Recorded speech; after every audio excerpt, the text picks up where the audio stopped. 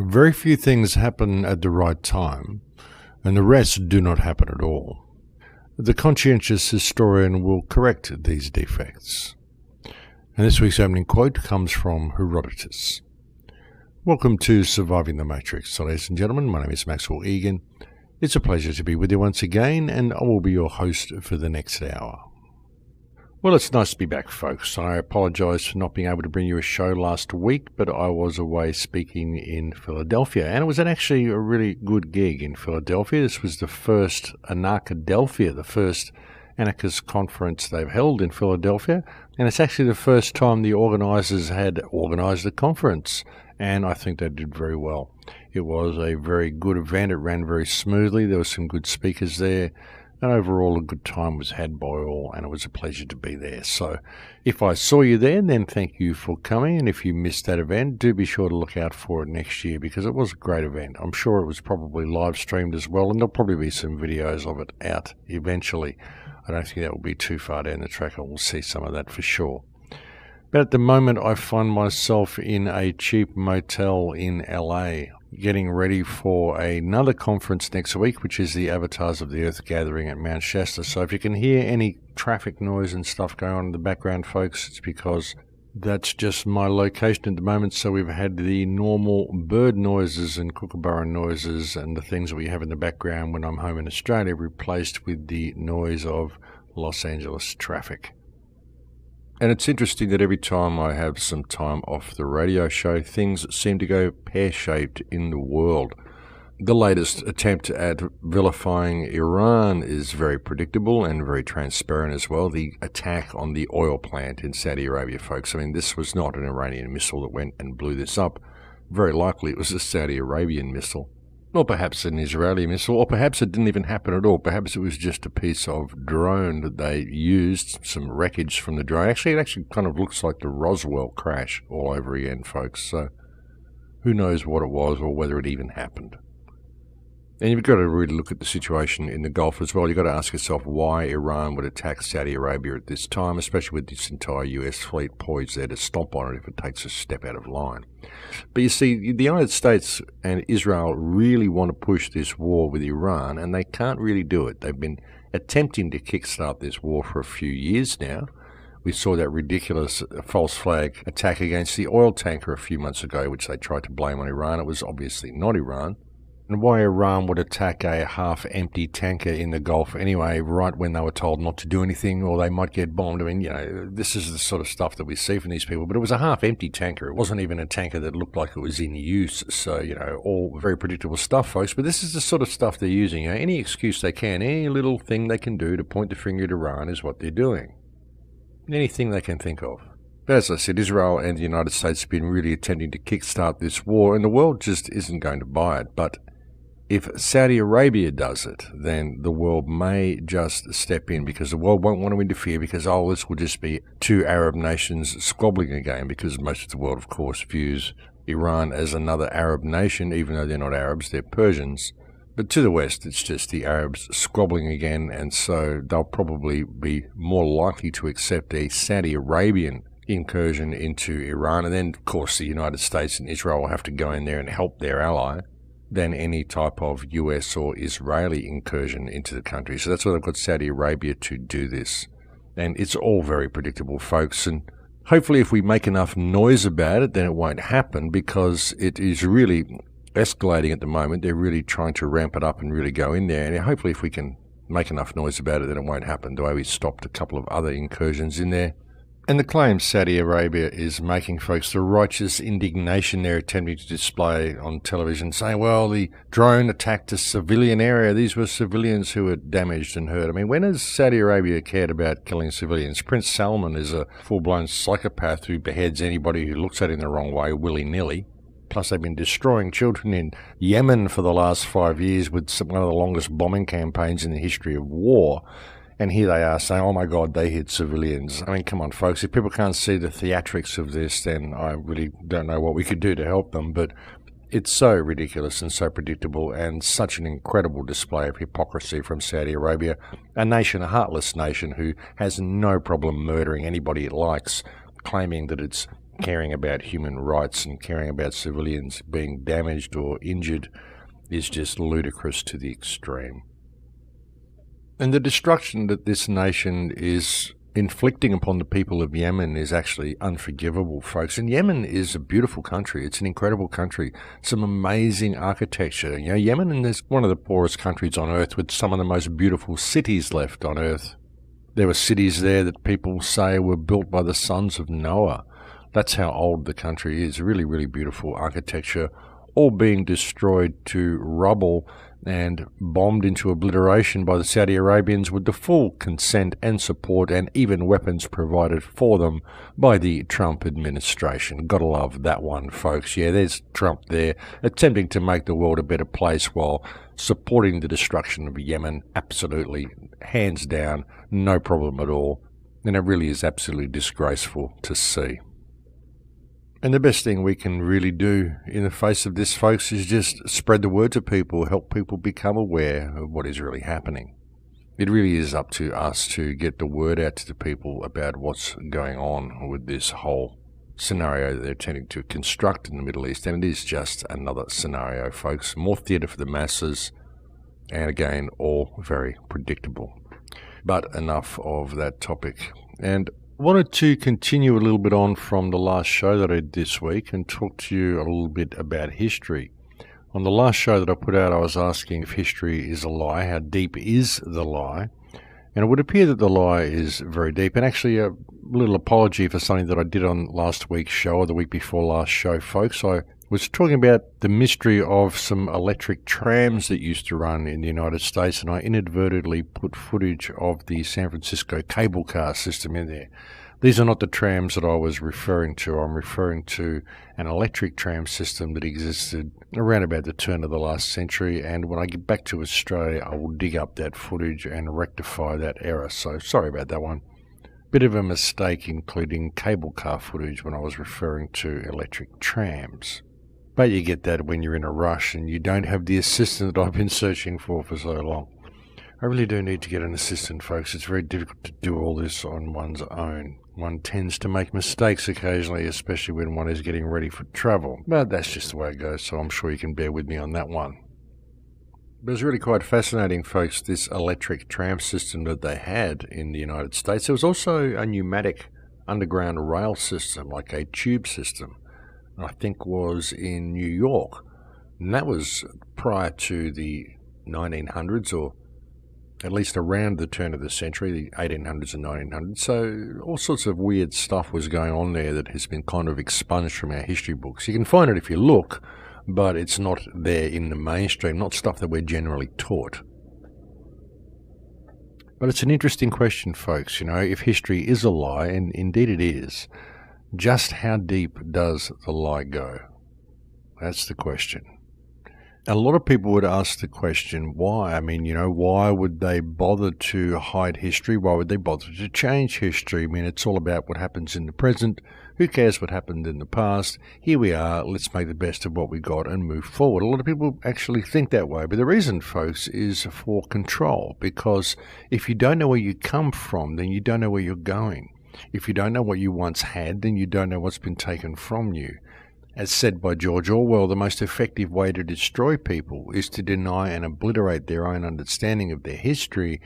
And as said by Marcus Garvey, a man with no history is like a tree with no roots. And that is why they have stolen our history. That is why they've hidden our history, and that's why they've changed our history. And there is, as I said, folks, every evidence that it is a very, very different world to what we think it is. And it's been a very, very different process that's happened to bring us to the point that we are now at. Attempting to determine what that process was is another story. I mean, it's very difficult to know. But what we do know, what we can clearly determine simply by travelling around the world and looking at things, is that what we've been told is quite obviously untrue. The problem being, of course, in even making such a statement is that as soon as one makes such a statement, everyone else wants to know, well, if it isn't true, then what is true? And that's the question, folks, and that's what we're attempting to determine. It's a slow process, but there's a lot of people working on it, and that's a good thing. There really has been a lot of people digging down this rabbit hole lately.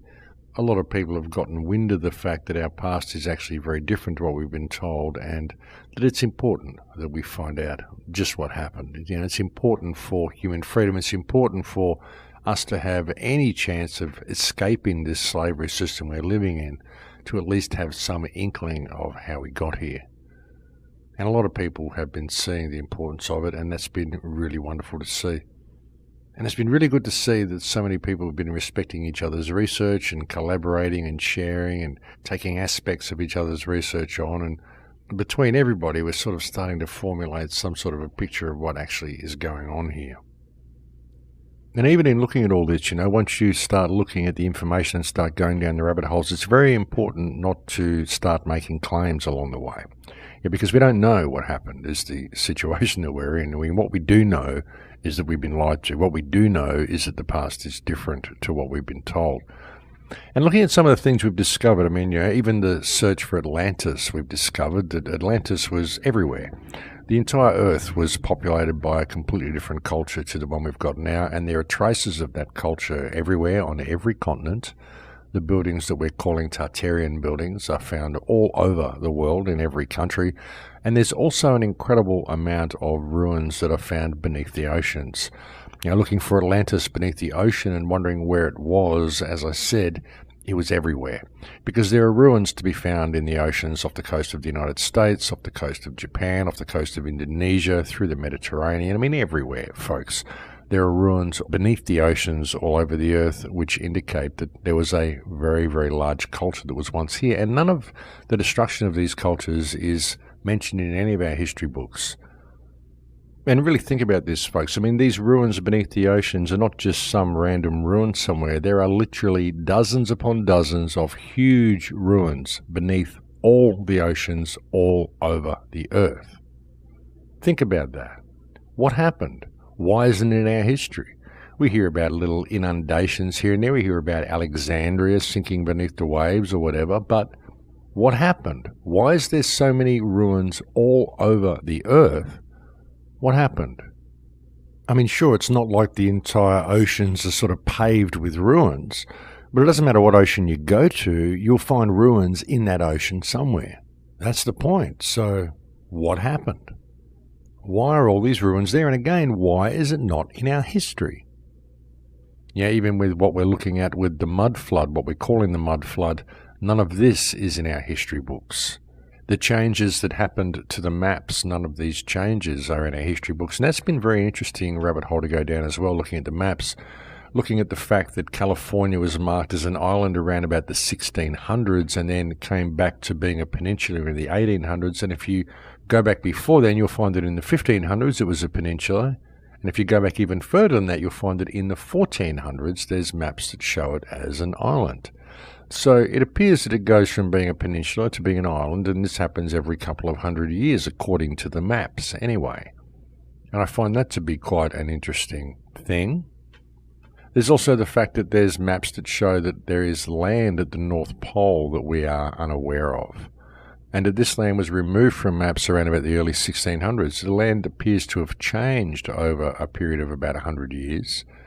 Portions of it appear to have been inundated with ocean, and then the whole lot is gone by the early 1600s. I mean, whether it is actually gone or whether it was simply taken from the maps is another question. And have you ever questioned why the oceans are salt? That's something that's always struck a chord with me. You know, all the water on the earth is created through precipitation, through evaporation, through springs. Why are the oceans salt? It's an interesting question.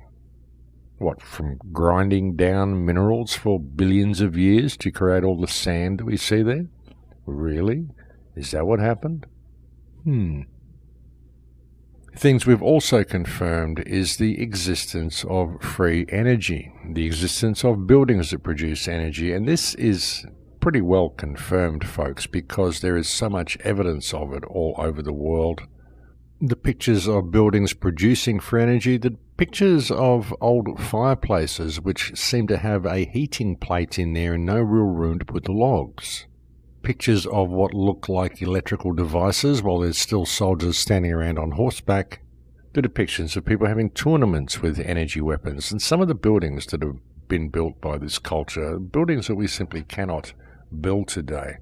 Some of the sculptures that were done by this culture, sculptures that seem almost impossible by modern day standards, and some of the buildings are absolutely incredible. And some of the artwork was incredible. As I've mentioned to you before, the paintings of Leonardo da Vinci, we simply don't know how these paintings were done. The paint on them is too thin for them to be done by any method that is currently known. And this isn't just a curious oddity. This isn't just something that's a great mystery, because that's what they do. They get these things which are completely unexplainable and they just put it in the great mystery basket, and it becomes a fascination for everyone. We all look at it and go, "Ooh, I wonder how they did it." But it's more than that, folks. What it shows is the existence of technology that we are unaware of. These paintings were not done by any method that is known to man, so how were they done? Are they photographs? Are they prints? What was it? And this is just a couple of hundred years ago. It's not like this is hidden mystery technology from way back in our distant past. This is just a couple of hundred years ago. Paintings were being constructed, pictures were being constructed by methods that we do not have today, that we are unaware of, technology that is not known to us. Very interesting stuff, folks. We've also found a lot of information regarding the existence of electric energy weapons, directed energy weapons that existed in the mid-1800s as well. These were quite widespread, quite common. The fascia that they used in World War I, or prior to World War I, that what was depicted as the fascia, the axe with the bundle of sticks around it, appears as this is actually some type of energy weapon, folks. There's shows that I did about this recently, a year or two ago. There's also other people that have spoken about this as well. Martin Liedtke has spoken about it. I think John Levi has also spoken about it, and others. Speaking of John Levi, actually, I saw a video on his channel a couple of weeks ago where he was simply narrating a couple of chapters from a book. And the book was written by one of the early explorers or early settlers in the United States, and was talking about all of the incredible architecture that was found in the country, the incredible ruins, the amazing detail of some of the ruins, and some of the stuff that we've been talking about as regard to Tartaria. This has all been found in a history book, and I'll see if I can locate that video. And if you're watching this on YouTube or listening to this show on YouTube, I'll be sure to put a link below in the description. We've discovered the existence of electric machine guns, electric cannons, electric weapons that changed the face of warfare according to the journals of the times. This was in the mid-1800s. And as I said, some of the sculptures that were done, sculptures done in marble, for example, the fisherman with the net, and this is all supposedly carved out of one piece of marble, and yet the net is even a different colour to the fisherman, and quite a remarkable piece of sculpture. And some of the sculptures that we see, and even some of the buildings that we see, are simply impossible to build by today's standards. Something else that we saw in World War I was the use of what appeared to be some sort of sound devices, possibly some sort of sound or frequency weapon. These are passed off to us as being acoustic locators, because there are devices that look quite similar to these that were acoustic locators, and there are devices that were acoustic locators that they used to use before radar. A man would sit there with a couple of huge cones on a stand and a couple of tubes going to his ears, so he would basically extend the size of his ears so he could hear planes coming from a distance. This was radar before they had radar, folks, but some of the stuff that they've got there really doesn't look like acoustic locators. They look more like sound frequency weapons. So you've got to question what these things were as well. And the thing is, folks, when looking at all of this stuff, it all really depends on how prepared people are to think outside of the box. Just how prepared people are to accept the idea that history has been fabricated, and to really be able to see how easy it would have been to do this. It seems a pretty outrageous thing to be able to fabricate history. How could you teach an entire population, an entire race, an entire world a false history? How could it be done? How long would it take to do it? And this is where we start again factoring in the concept of the orphan trains and the repopulation of the world with children that appears to have happened around about the late 1800s. This is a very, very important piece of the puzzle. Because think about it, all the stuff that we know is just stuff we've read from books. We go to school, we learn this stuff, and we just take it at face value and we accept that it's true. But how do we know if any of it is actually true? What, just because it's in a book and it's taught at the school, that makes it true? You know, we see all these monuments, we see all these ruins, we see all these things around the place, and we go and find history books, and either there's some explanation there which never quite satisfies, or there's simply no explanation. It's simply lost. It's just another one of those mysteries, something that we can't explain. And the thing is, you know, when you find things that you can't explain, well, that's all very well, something we can't explain. But when you keep finding things you can't explain, they just begin to add up and add up and add up, and you end up with a situation where most of the stuff that we've got in the world, most of the stuff that's lying around all over the place, is stuff we can't explain, not according to the current timeline, not according to the current academic version of history. None of it can be explained. And again, really getting to the bottom of the mystery depends on how prepared you are to think outside the box. And that doesn't mean constructing a new box for yourself by adopting belief systems along the way. Now, it's really, really important to keep an open mind when looking at all of this stuff. Because if history is different, well, you know, the question is just how different is it? And again, this is going to be dependent by your belief system. It's going to be determined by how prepared you are to think outside whatever box you're thinking in. You know, and this includes our current concepts of physics and everything. I mean, if they've lied to us about one thing, I mean, just how big is the lie? How many things are they prepared to lie to us about? I mean, this is where the flat earthers get so much fuel for the fire that they're burning, folks. Because the earth is different to what we're told. That doesn't mean that it's flat, but it's certainly not what we're told.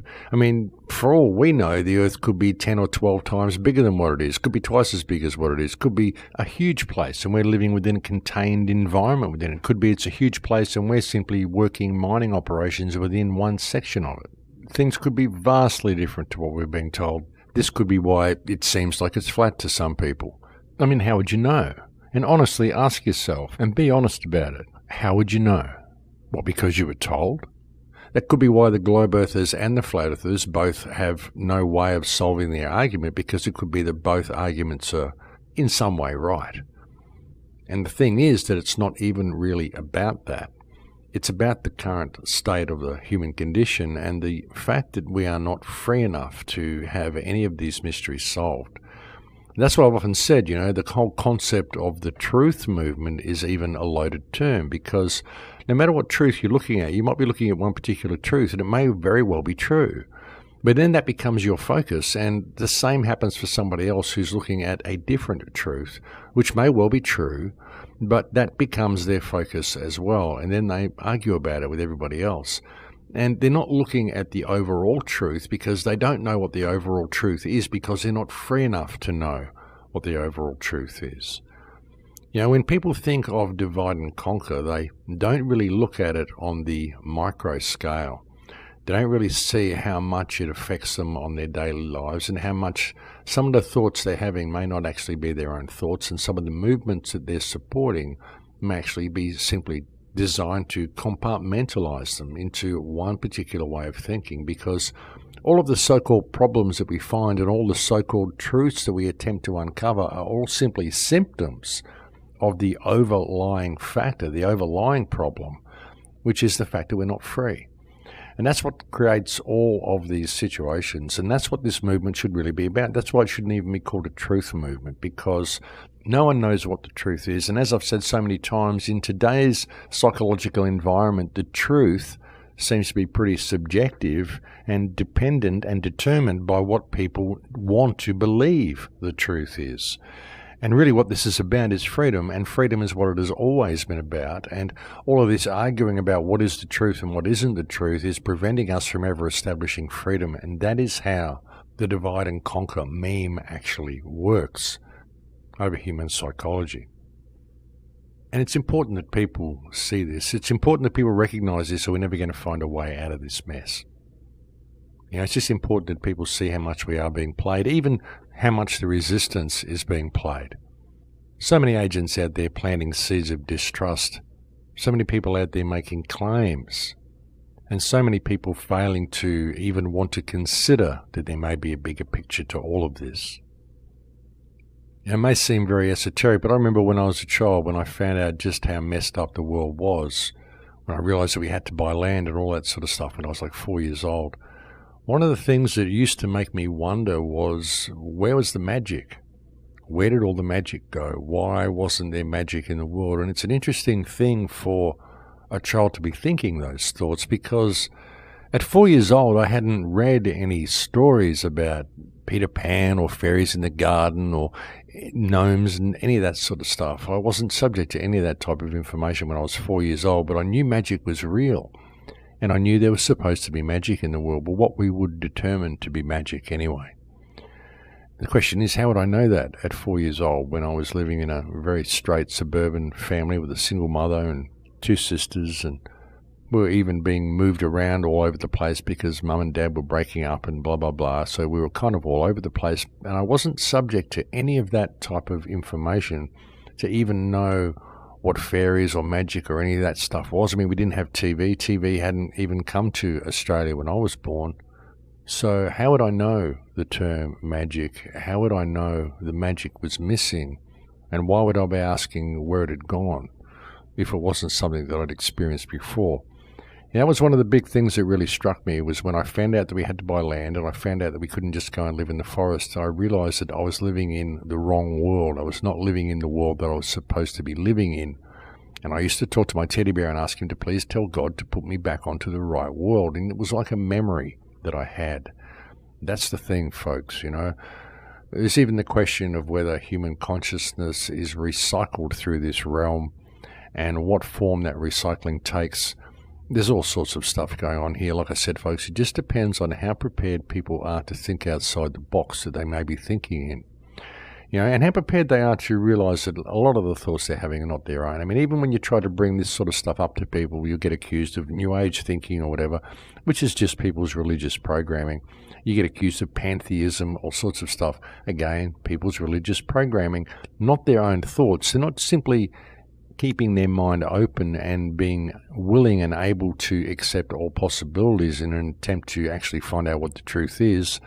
They're constrained by their belief systems, and it happens in so many ways with so many topics, and that is really one of the biggest obstacles we face to ever finding out what the truth is. But again, what is it about? Is it really about truth? Are we ever going to find what the truth is without freedom? So why don't we work on establishing that? Because once we have freedom, then the truth to what actually is going on here will become self-evident.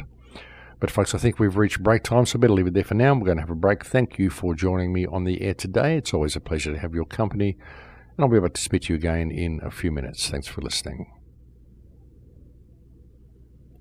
And welcome back to the show, ladies and gentlemen. Yeah, so in looking at all of this, it's really determined by how far you are prepared to think outside the box, and as I said, by not developing another box to think within along the way. You know, very often we find stuff that we believe resonates with us, we adopt a belief system, and then we judge everything according to that belief system, and we shut ourselves off to other possibilities. And you've got to be open to all possibilities, you really do. And again, this is where the Flat Earth movement falls down, because they have completely locked themselves into this belief that the Earth is flat, and now everything they investigate, they look at in accordance with that belief, when there could be something much vaster going on. Like I said, they could be within a small section, within a larger planet. How do you know? How would you possibly know? How would anybody know what this realm that we inhabit really is? Because all we've got to go on is the books that we're given. And as I've said, who wrote these books? Why do we take everything at face value? And you look at the government-controlled education system, folks, it hasn't really told us much truth. And so why would we expect to get the truth in any regard from any aspect of this system? And the thing is, and as I've said so many times, we can look at it, we can go down these rabbit holes forever and ever and attempt to find out what's going on, but we will never find the truth because we're not free. And it's really where the system is going. You know, that's what's important, because if we don't establish freedom soon, then we're going to pretty well lose what freedoms we have, because we're getting led into this incredibly toxic, smart dystopia while we're too busy worrying about how we got here and worried about the past and all this sort of stuff. I mean, it's very interesting, and we need to know how we got here. We've kind of got to juggle things and walk in both realms, because while we're investigating the past and figuring out what actually happened, we need to very much pay attention to what's going on with the future and what's going on with our present, where we're being led right now, which, as I said, is directly into this smart system dystopia, which is being rolled out in every single country, just using different methodologies, but it's happening the same in every country. Different methods, different strokes for different folks. Another question is, has it happened before? And I would suggest that it has. And if it has, then how many times has it happened? Yeah, but there is every indication that this has happened before. This is just a recycling thing that's going on. You know, when I look at the legends of the scrying mirrors and the sigils and the Lucifer system and all the stuff that's there to prepare us for these so-called end times, you know, I think these are prophecies. I think these are left there as warnings, left there so we will recognize when things are about to change, when these events are about to come about. And again, folks, you know, in all these questions that I pose on the radio shows, very often I get people writing to me attempting to answer some of the questions that I'm posing on the radio shows. And that isn't the reason that I do the shows or construct the shows in this way. It isn't the reason the dialogue comes out in the way it does anyway, because I don't construct the shows. But I just think it's important to encourage people to ask questions. You know, because I am a firm believer that the truth can never be told to people. You can never tell someone the truth. They won't listen. They won't believe you. Real truth cannot be told. Real truth must be realized. People need to see that it's not that they're wrong in what they're thinking. It's just that they're perhaps not looking at a bigger picture and not seeing a broader view. So they may well be right from the perspective that they've got. You know, no one likes to be told they're wrong. So it's important to encourage people to see that they are right in what they're looking at and the way they're thinking. It's just that there may be a bigger picture that they perhaps have not considered. And were they to do so, they may have some different views on what they're thinking. You know, it's just encouraging them to ask the questions to begin with. That's why I structure the shows in the way that I do. That's why I'm constantly asking questions on the radio show and not attempting to present you with answers, because it doesn't matter what I may believe to be true. It doesn't matter what I think I may know, because it doesn't matter what you believe you know and whether you can convince other people to go along with what you believe you know to be true. Because the truth is, how true do you know it to really be? And real truth cannot be told. It must be realized. So, you know, you don't teach people by attempting to convince them of the truth in what you believe you know. You would by encourage them to ask the questions to begin with. And that's why I structure the shows in this way. And there are a lot of questions, folks. It's just like I said, how prepared you are to think outside the box and how prepared you are to really question things and see where the answers lie. And some of the answers may be quite bizarre, but it just, again, is determined on what you wish to believe and whether you're constrained by a belief system along the way. As once said by someone, it may have been George Santayana, it could have been someone else, but the quote goes, and I'm paraphrasing, was that when all other possibilities have been eliminated, what remains must be the truth, however improbable it seems. It's kind of an Occam's razor type of thing, but that's really the approach you have to have. And again, it is just determined by what you're prepared to believe or what you're prepared not to believe, how prepared you are to put your belief system down and think right outside the box. And having said that, considering the possibility of the world being repopulated with children, which did very much happen around about 1880, again, if you want information on that, you can search for foundlings, foundling homes, and orphan trains, and you'll find an awful lot of information that exists regarding that event. Another question is the giants that were in such abundance as recently as 100 years ago.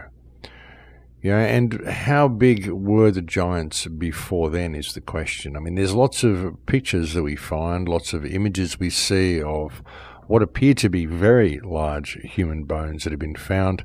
Question is, of course, how real are many of the pictures? Many of them are very likely simply photoshopped and done by people, but then you don't know. It could be a possibility that some of them are true, which is why there's been so many of them that have been photoshopped just to muddy the waters. That's the way counterintelligence works, folks. You embellish the truth to the point that it becomes non-believable. But looking at these giants, you've got to wonder how big were the people on the previous cycles. As I mentioned, I think, on the last show, what if it was determined by consciousness? What if consciousness and stature have something to do with each other? What if it's got to do with the atmospheric levels and consciousness? What if it's got to do with electromagnetism and atmospheric levels and consciousness? I mean, we don't know how it all works, but what if the size of humanity, the size of life on this earth, is gradually reduced in size every time we have what people are determining to be a reset?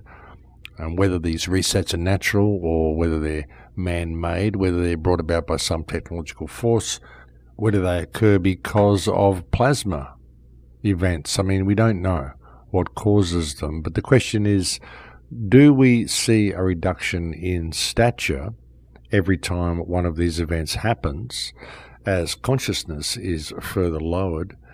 And if so, if that's the case, then how big was life on this earth once? The claim by many scientists that 99% of the life, or even more than that, 99.5% of the life that once existed on this earth is no longer here, certainly poses that question as well, because there simply isn't the land mass to contain that much life. If that much life did exist on the earth, it would have to go up.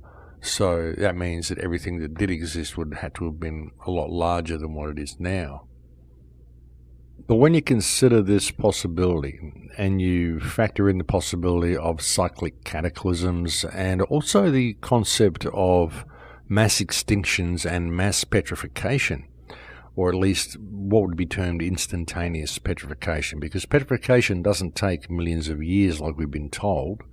Petrification can take place very quickly, as quickly as like 30 years, and even the Electric Universe guys say that petrification can take place virtually instantly in a plasma outburst. So that's another question to think of as well. What if species are destroyed and petrified and reduced in size and then further destroyed and petrified? I mean, what if the underground bases that are here on Earth are set up as some sort of a safety mechanism in order to preserve the species, because those who set them up know that these cyclic cataclysms happen? Or what if these bases are set up as some sort of an incubation process to get the life that was once here and further reduce it in size to the point that you can fit it onto a circuit board?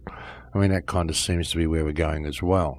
Even when you look at our cities, folks, our cities look very much like circuit boards. When you see these cities photographed from very high up, like from in space or whatever, they look like circuit boards. They look like open sores on the landscape, but they also look like circuit boards. And there was a documentary that came out recently, a couple of years ago, which I truly found to be quite fascinating. It sort of offended a lot of people, I think. They were horrified that anyone could think this way, and it was deemed to be a completely stupid concept by so many people locked into the mainstream box. But it was by a Russian guy, and it was called There Are No Forests on the Earth. He called the video There Are No Forests on the Flat Earth because he wanted to attract the attention of the flat earthers to this hypothesis that he was presenting. But what he was presenting was the concept of giant silicon trees, silicon life forms that once existed here, the concept that the tabletop mountains that we see across Venezuela and across so many other places are all, in fact, tree stumps, and that we're running around in the long grass. And it was a very, very interesting hypothesis. And as strange as it may seem to a lot of people, when you apply Occam's razor and you apply the type of logic that I was outlining with that quote earlier by George Santayana or whoever it was, it actually does begin to make a lot of sense. Of course, you don't want to just jump in and believe it, because confirmation bias will lead you wherever it wants to lead you, but it really does begin to make a lot of sense. It really does explain a lot of what we see on the Earth. It explains why there's so many cities beneath the ocean, all buried in water and sand. It also explains where the sand may have come from. The concept that we're told by the mainstream that this was simply created via the ocean rubbing against rocks and slowly dissolving rocks over time, I mean, this is a hell of a lot of dissolving to do, folks, and it doesn't really make a lot of sense. And if that's what caused it, well, what's all these cities doing buried beneath it all over the place? How does that factor into any of it? But if there were giant silicon trees, such as the tabletop mounds we see in Venezuela and all over the place, I mean, there's these messes all over the earth. If these are actually tree stumps and these trees were cut down by some sort of enormous machinery, the question is, what would the sawdust from that machinery look like? And here we have sand, which is made of silica, and very much appears to be the type of thing you would see if you were to chop down a silicon tree. I mean, this is what you'd get as sawdust, folks. It would be silica sand, exactly as we're seeing in our oceans. And I just think these are very, very interesting things to look at. Another question is, a lot of the spiked mountains that we see that are so jagged, we're told that these are simply eroded by time, wind erosion and all that sort of stuff. But if they were made from wind erosion, why have they got sharp, jagged corners on them, sharp, jagged rocks? Wouldn't all of these corners have been rounded by the wind?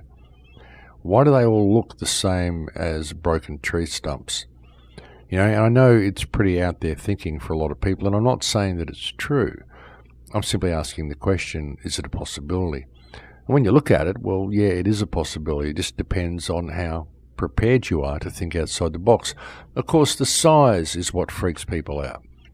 The sheer scale of these trees, if they were real, and the sheer scale and size of the machinery, any machinery that would have been used to cut it down. I mean, these are saw blades that virtually would have filled the sky from our perspective. The question is, how big do we think we are? How big are we? Are we really as big as we think we are, or are we the little people? Are we simply like the fairies? Are we simply like Tinkerbell, only we've lost our wings and we're running around in the long grass with amnesia and we're destroying what is left of our habitat for the overlords who are hidden from view? Could that be what's going on here, folks? Just a question. But it's one that needs to be asked because, we really get to a point where none of this makes sense from a human perspective.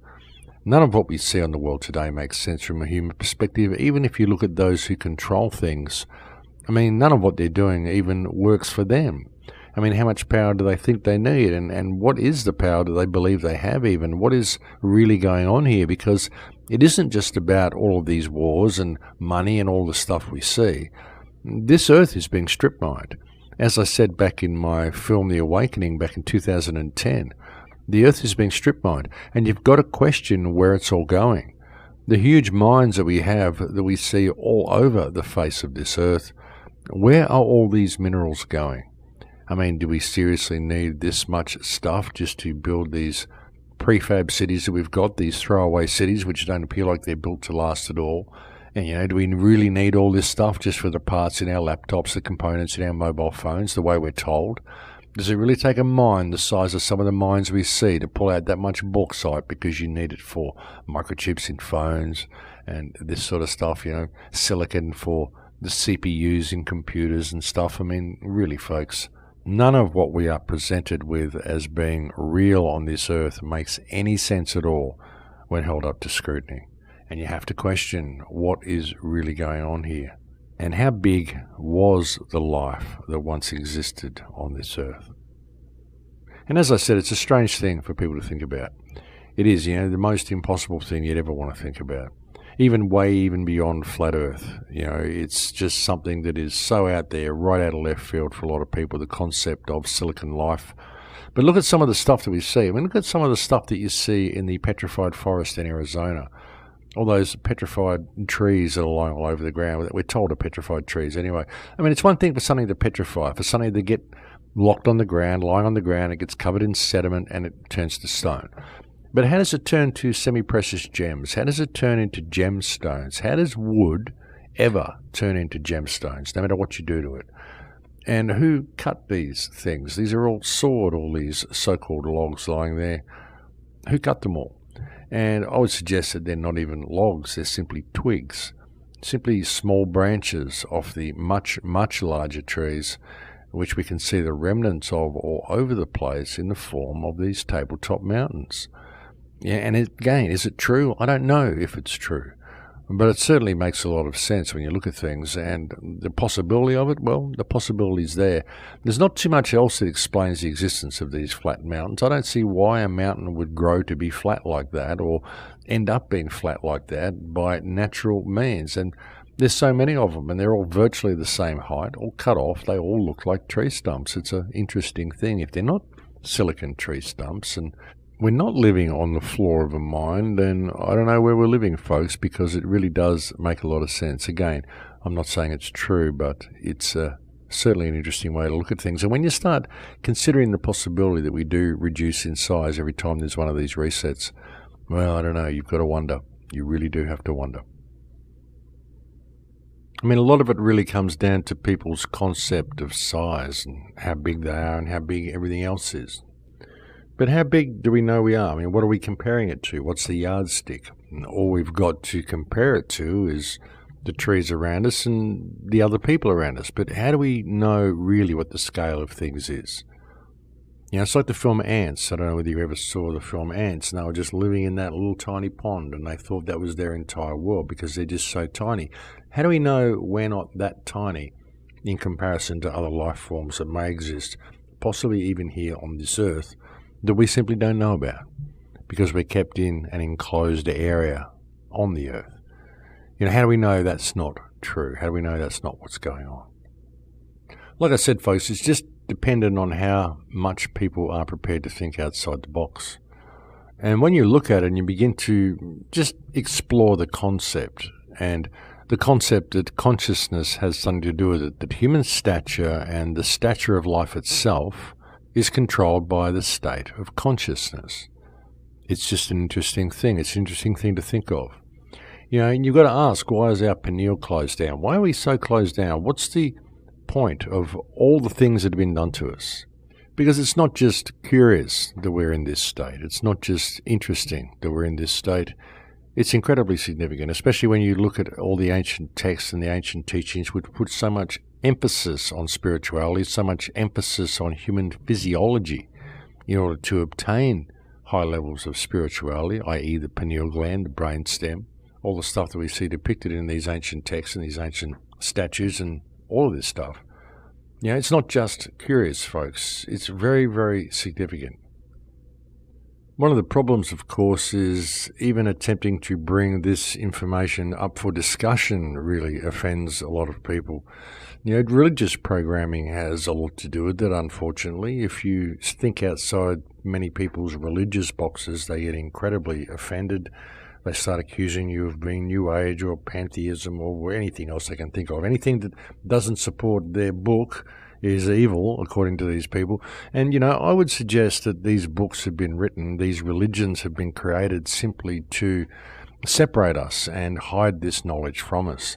And even when I look at the state of Europe in the Tartarian era, look at some of the old churches, look at some of the old leaders, we find depictions of Christianity and Islam working hand in hand, side by side. We find Christian leaders wearing Islamic symbols. We find Islamic leaders wearing Christian crosses. It was all the one thing. You know, all the peoples were given a different book, a different faith, but it all comes from the same place. The question is, why were they all given different ones? Why, when they all do come from the same place, what happened to separate them? You know, that's an interesting question, but ultimately it's these belief systems that continue the separation because people will simply not see the correlation between them all. And I think that they all work together, folks. And I think that it's been a very, very damaging thing for the human experience, the introduction of religion over the human psyche. It really has. It causes people to sit back and view all this stuff but not do anything about it, think that someone's coming to save them. And it kind of sends people into a state of apathy. And when I say apathy, I mean a state of inaction anyway, a state of ego-based inaction, because they believe that they don't have to do anything. All they have to do is believe and they will be saved. They can allow the world to turn to hell around them. And as long as they believe, they will be saved. And their mere action of doing this is one of the main contributing factors to the world actually turning to hell around them. Unfortunately, I've met a lot of Christians who are relishing the concept of the end times. They want to see the world turn to chaos. They want to see hell on earth because they believe that means that they're going to be saved. They believe that as soon as it gets so bad that it can't be handled anymore, then their Saviour is going to come and they're going to be saved. Even though they never did anything to save themselves during the whole experience, they never followed the teachings of the man they are claiming to follow. They simply waited for him to come back and do the work for them. And really, that's not what it's about, folks. If you want to get into religion, the Christ figure had a great message, and if people were to put that message into practice and behave in the way he behaved, we would change the world in a day. But I don't see anywhere where he said, don't do anything, folks, wait for me to come back and do it all for you. I don't think that was part of the plan. I think he would be horrified if he knew our religion had been constructed around his teachings. I really don't think that was what it was about at all. And I may have offended a lot of people with that, but I don't know, folks. I see religion on all sides of the fence. All religions, I see them as being hugely detrimental to the human experience, and I see them as being a huge part of the control grid. That's a part that most people are in complete denial of. Most people believe that everything's a lie, everything's been changed, all the books have been miswritten and rewritten, and everything's been hidden from us, but not this book. This book is true because this book is this book.